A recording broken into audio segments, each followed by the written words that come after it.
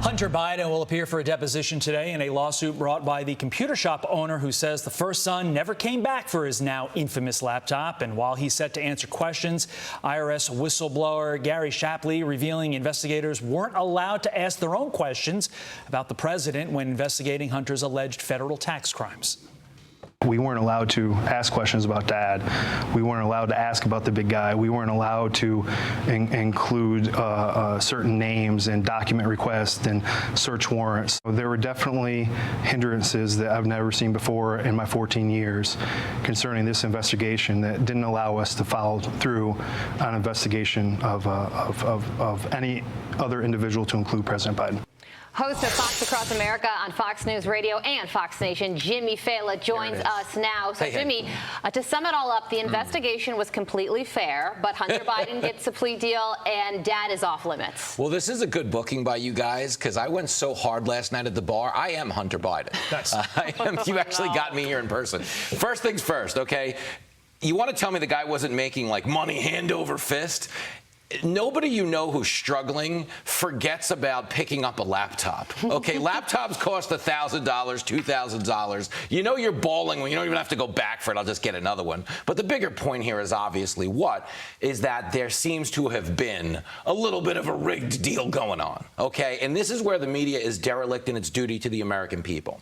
We held the country hostage for 2.5 years over a Mueller probe that had no one putting their name on anything aside from Adam Schiff, who ultimately got censured for lying. This is a living, breathing member of the IRS who has come forward and staked his name and his reputation on saying, hey, the fix was in. This is a lot more corroborating evidence than we ever had for Russia, yet nobody seems to care. They're just giving him the old shutout. Speaking of lying, let's take a legal flashback to a time when Hunter's like, oh, that ain't mine. Watch. For real, I don't know. I know, but you know this is. I really don't know. Okay. The answer is. You don't know yes or no if the laptop I don't have was any yours. idea. I have no idea. So could have been yours. Of course, certainly. There could be a laptop out there that was stolen from me. There could be that I was hacked. It could be that it was Russian intelligence. It could be that it was stolen from me. I don't know about you, Jimmy. I find him incredibly believable.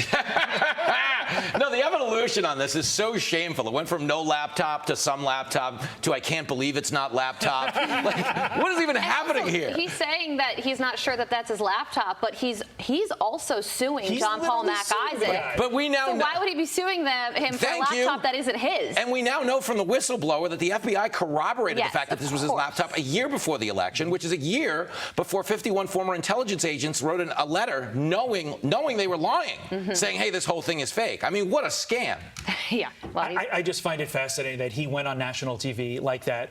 No consequences. That's his thing. He always thinks that there's no consequences because you know what? So far, there haven't been. He knows. He's been right about that.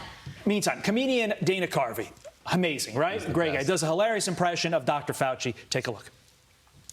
When Fauci said, okay, I'm sorry, but if you've had 2 boosters and 2 vaccines, you can get and give COVID to another guy who's had 5 vaccines and 4 boosters. That's why I'm introducing the daily COVID shot. Every day you get a shot. By the time you get to your car, you got no immunity, but it's a beautiful 39 seconds. Break that down both substantively and comedically. Well, it's brilliant because Dana Carvey's like the best impressionist who's ever lived in our generation.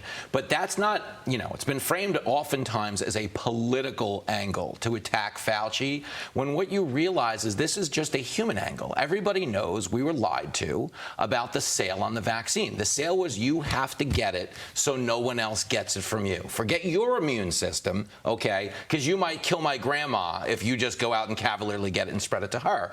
But when the sale changed, okay, they were not self-aware enough to realize how stupid they looked. Because what did they say? Well, all right, it turns out you will get COVID, but it won't be as bad as it was going to be. Which, again, they would post that announcement. I got COVID, thank God I'm vaccinated. It's like me saying, Jenny's pregnant, thank God we used a condom. It would have been so much more pregnant. Wait, are you making an announcement? We also want to get to this because who can forget Season 8 is now available on Fox Nation. Got a few special guests. Watch.